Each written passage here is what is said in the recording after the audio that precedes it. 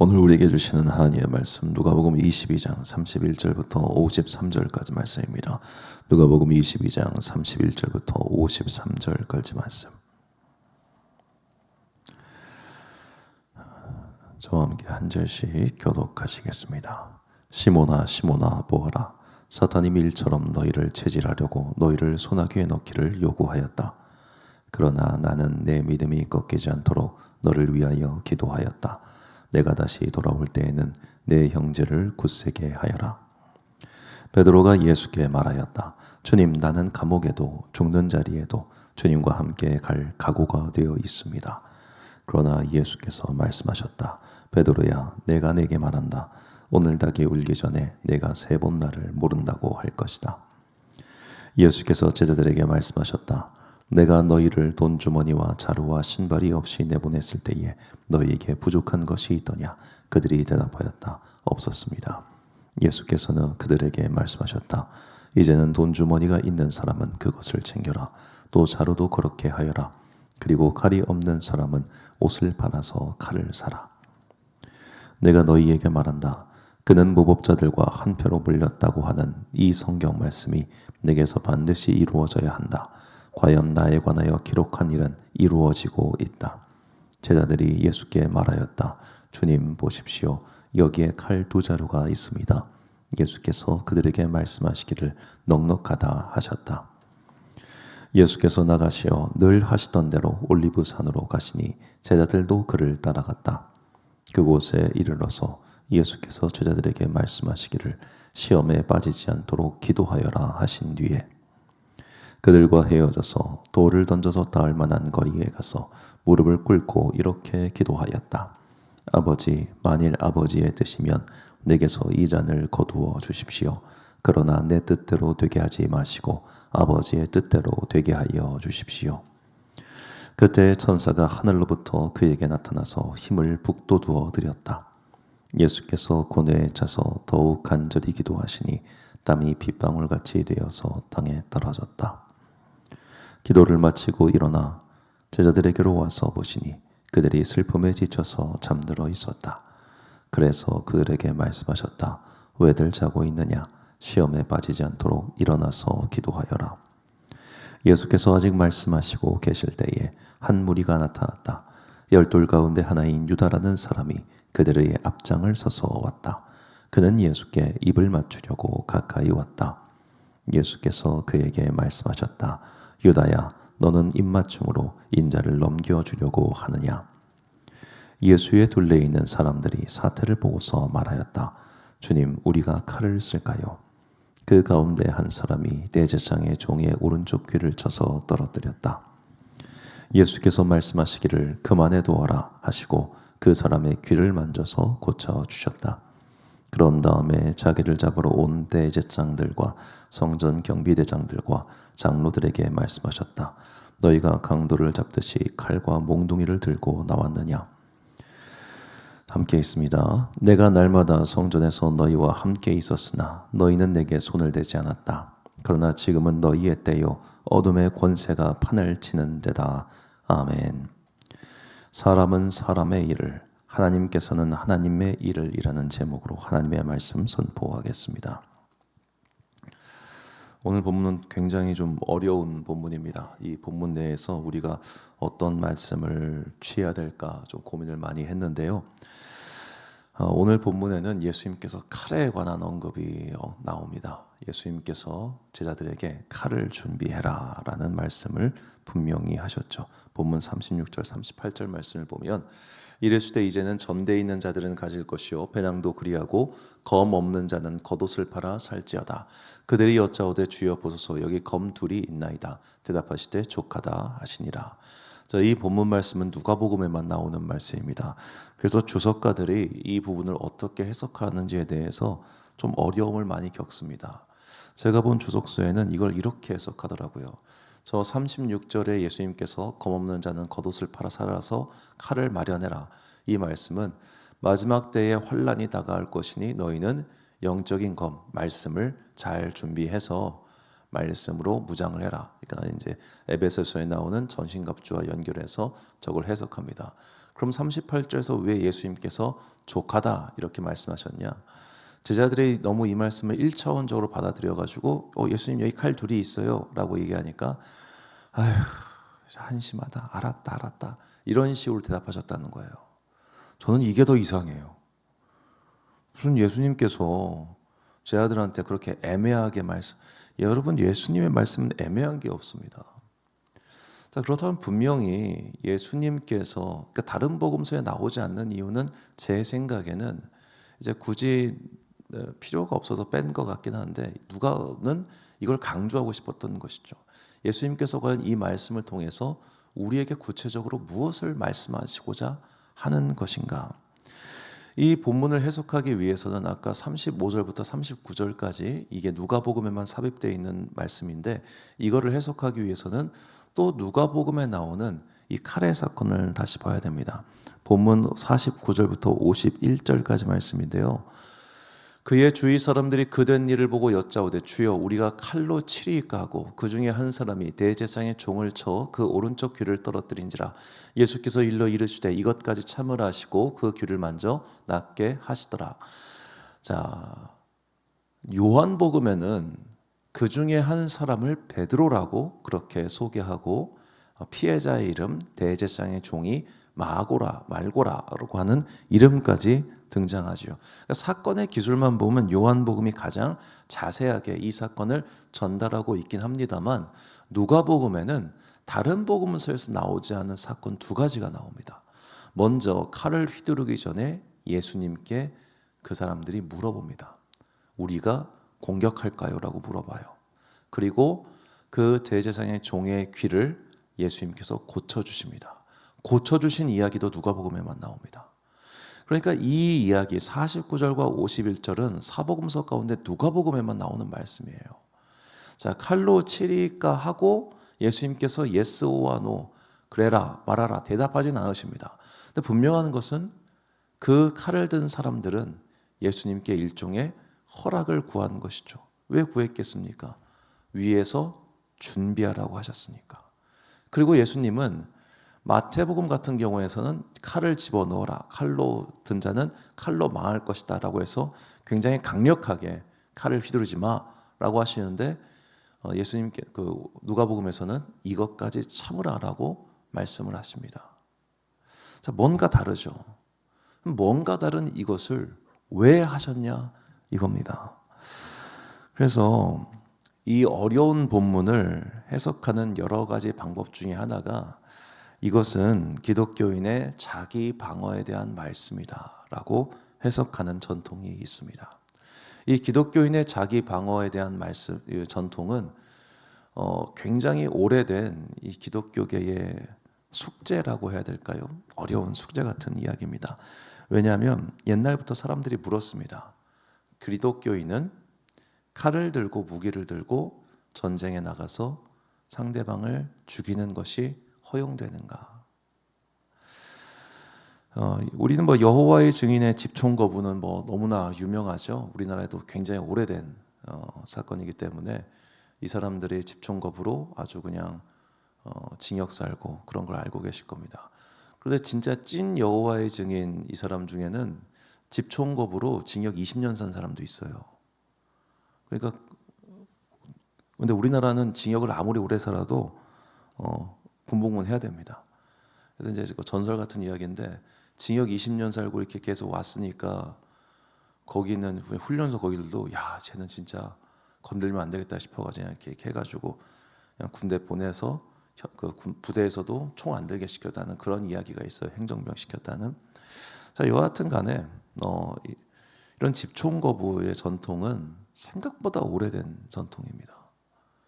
그 로마 군인들 가운데 예전에 이제 집단으로 순교한 로마 군인들이 있는데 이 사람들이 뭐가 있었냐면 전쟁 중인데 이 사람들 16명인가 18명이 다 크리스찬이 됐는데 차마 칼을 들어서 사람을 해야 하는 걸 못 하겠는 거예요.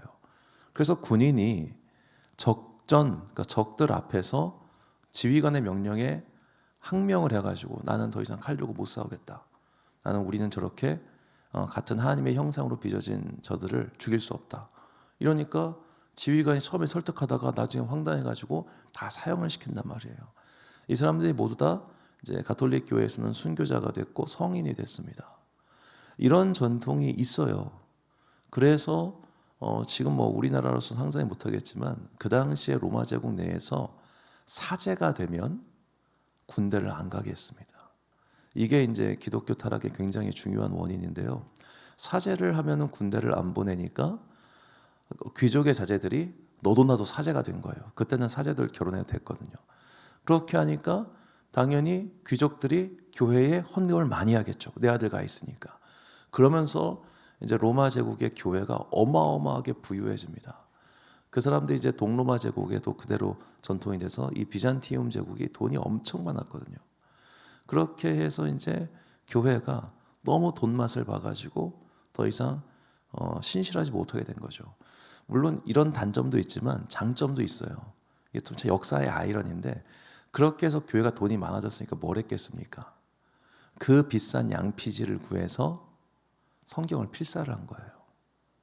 어마어마한 필사본들이 수도원들에 남아서 그것들을 발견해가지고 우리가 지금 보는 성경이 완성된 겁니다. 그래서 우리가 역사를 볼 때 어느 한 면만 보면 사물이든 현상이든 한 면만 보면 부정적인 것 투성이지만 또 반대급부로 좋은 것도 있다. 여하튼 분명한 것은 그 당시 교회가 이 집총거부 문제 혹은 전쟁 수행의 문제를 갖고 많은 논쟁을 했다는 거예요. 이거 해도 되냐? 하지 말아야 되냐? 이 논쟁을 정리한 사람이 성 아우구스티누스, 우리가 알고 있는 어거스틴입니다. 어거스틴 당시에 이제 서로마 제국 말기죠. 그때 반달족과 고트족 같은 이방족들이 이제 동로마로 다 피신해 있는 귀족들 말고 서로마는 되게 약했거든요. 이 서로마 제국이 다 국경이 무너지고 막 이런 상황에서 우리는 어떻게 해야 되느냐? 기독교인들은 어거스틴은 단순하게 얘기해서 오늘 본문을 근거로 해서 우리가 칼을 들고 자기 방어적 전쟁은 수행해도 좋다라고 가르칩니다. 그를 죽이기 위해서 총을 든 게 아닙니다. 나와 나의 가족과 나의 사랑하는 사람들의 생명을 지키기 위해서 무기를 든 거죠. 무기를 든다는 행위가 같고 그 무기를 가지고 사람을 살해한다는 행위는 똑같지만 행위의 동기는 완전히 다른 겁니다. 그래서 기독교에게 허용된 전쟁은 정복 전쟁이 아니라 혹은 남의 것을 빼앗기 위한 전쟁이 아니라 자기 방어의 전쟁, 이것까지는 하나님께서 허용해 주셨다라고 하면서 근거로 드는 본문이 바로 오늘 본문 말씀인 거예요. 되게 어렵죠. 자, 이렇게까지 이야기하면 이제 사실 현실에서는 되게 많은 고민이 생깁니다. 도대체 어디까지가 자기 방어적인 전쟁이냐? 예를 들어 지금 이제 미국이 이란을 침공한 것도 미국 입장에서는 쟤들이 핵무기도 만들고 있고 뭐도 있으니까 크게 본다면 또 테러 집단이고 테러와의 전쟁을 수행하는 것이며 자기 방어적인 것이다 라고 하는데 그렇게 말하면 이제 너무 범위가 확대되잖아요.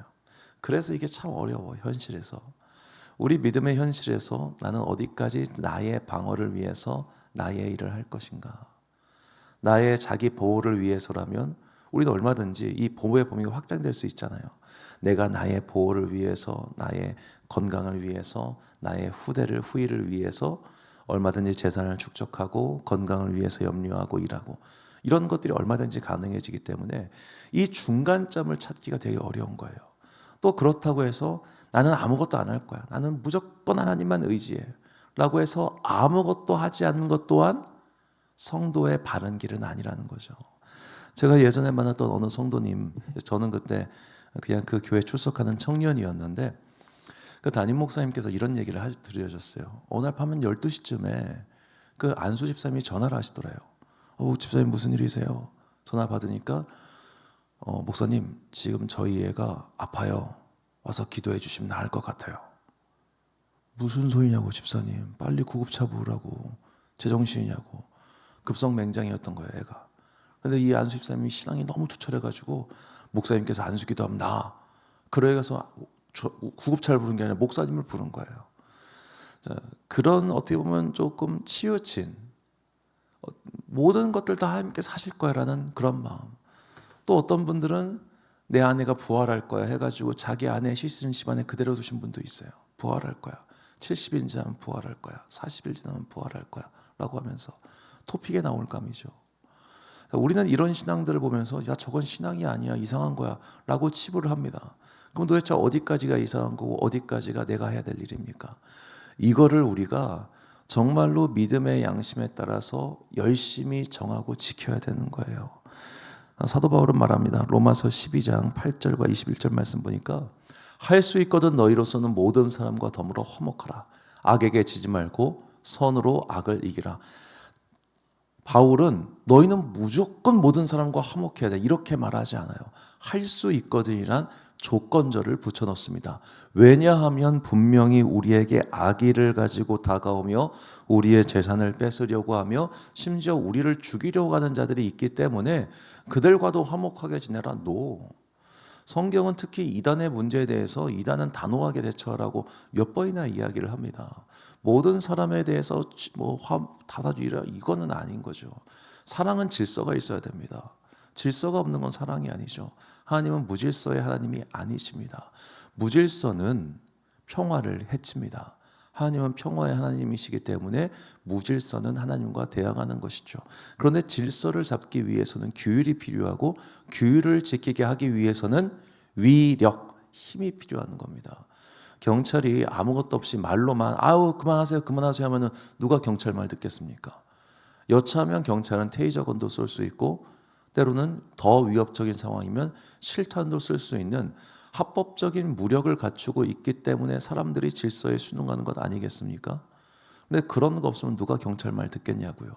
또 그런 세상에서 우리는 살고 싶지도 않습니다. 그런 무질서한 세상을 하나님께서 원하지 않기 때문에 하나님께서는 우리가 어떻게 보면 자위적이라고 해야 될까요? 자기 방어를 목적으로 무력을 갖고 그것을 휘두르는 것을 허용하신다는 게 기독교 정통주의 신학의 입장이죠.